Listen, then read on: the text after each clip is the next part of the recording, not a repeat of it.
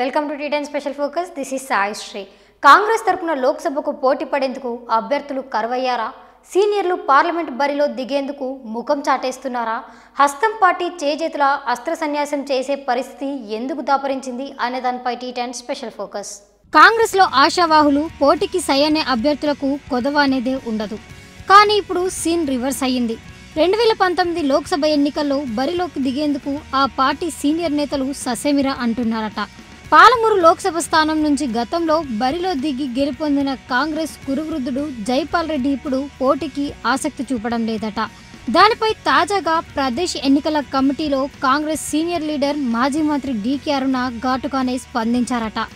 Party కష్టకాలంలో జైపాల్ రెడ్డి వంటి senior లీడర్లు పోటీకి దూరంగా ఉంటే ఎలా అని దుయ్యబట్టారట.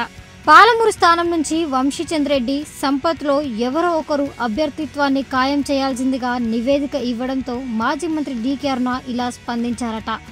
ఇక నిజామాబాద్ లోక్సభ స్థానం నుంచి కూడా పోటీకి కాంగ్రెస్ నేతలు విముఖంగానే ఉన్నారట. అక్కడి నుంచి పోటీ చేసి 2 పర్యాయాలు గెలుపొందిన మాజీ ఎంపీ మధు యాష్కి భువనగిరిపై మనసు పారేసుకున్నారట. కుదరని పరిస్థితిలో నిజామాబాద్ నుంచి బరిలో దిగాల్సిందిగా అధిష్టానం పట్టుపడితే అప్పుడు ఆలోచిద్దామన్నట్లు ఉన్నారట మధు యాష్కి గౌడ్. అక్కడి నుంచి కవిత బరిలో నిలవనుండడం, నిజామాబాద్ పార్లమెంటు పరిధిలోని అన్ని అసెంబ్లీ స్థానాలు టీఆర్ఎస్ కైవసం చేసుకునుండడంతో టీఆర్ఎస్ గెలుపును నిజామాబాద్లో ఎవరూ ఆపే పరిస్థితి లేదు. ఇలాంటి పరిస్థితుల్లో మధు యాష్కి గౌడ్ నిజామాబాద్ నుంచి పోటీకి దూరంగా ఉండాలనే నిశ్చయానికి వచ్చారట. ఈ నేపథ్యంలో అక్కడి నుంచి ఎవరిని బరిలో దింపాలో తెలియక టీపీసీసీ నేతలు తలలు పట్టుకున్నారట. అయితే బుధవారం నాడు ఉత్తమ్ కాంగ్రెస్ స్క్రీనింగ్ కమిటీకి తుది నివేదిక ఇవ్వనున్నారట. ఆ తదుపరి కాంగ్రెస్ అధిష్టానంపై పెద్దలు తీసుకునే తుది నిర్ణయం ప్రకారం తెలంగాణలోని పార్లమెంటు స్థానాలకు ఎక్కడెక్కడి నుంచి ఎవరు పోటీ చేయాలని నిర్ణయిస్తే అక్కడక్కడి నుంచి వారు బరిలోకి దిగాల్సిందే అంటున్నాయి గాంధీ భవన్ వర్గాలు. తెలంగాణ అసెంబ్లీ ఎన్నికల్లో పరాజయం పాలైన కాంగ్రెస్ పార్టీ సీనియర్ నేతలు, క్రియాశీలక లీడర్లు పార్లమెంట్ ఎన్నికల బరిలో దిగుతున్నారనే ప్రచారం అవాస్తవమేనట. రెండోసారి కూడా ఓటమి పాలైతే రాజకీయంగా కోలుకోలేని దెబ్బ తగులుతుందనే అంచనాతోనే ఆ నిర్ణయం తీసుకున్నారట. ఇంతకీ ఆ సీనియర్లు ఎవరు? మార్చిపోతే సెప్టెంబర్ అనేది ఓ సినిమాలోని డైలాగ్. ఫెయిల్ అయిన విద్యార్థులు కాస్త ధీమా ఇచ్చే పంచ్.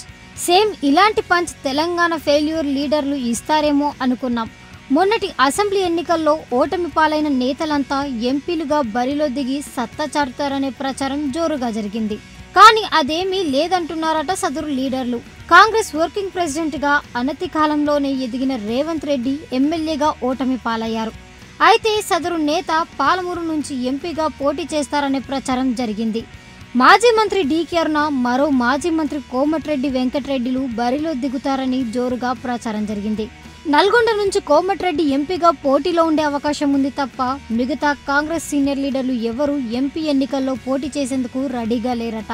మొత్తంగా తెలంగాణ కాంగ్రెస్ అధికార నేతలు టీఆర్ఎస్ నామమాత్రం పోటీ కూడా ఇవ్వకుండా అస్త్ర సన్యాసం చేయడంపై ఢిల్లీ పెద్దలు ఎలా స్పందిస్తారో చూడాలి. మరి ఇది ఇవాళ T ten special focus. Keep watching టీ10.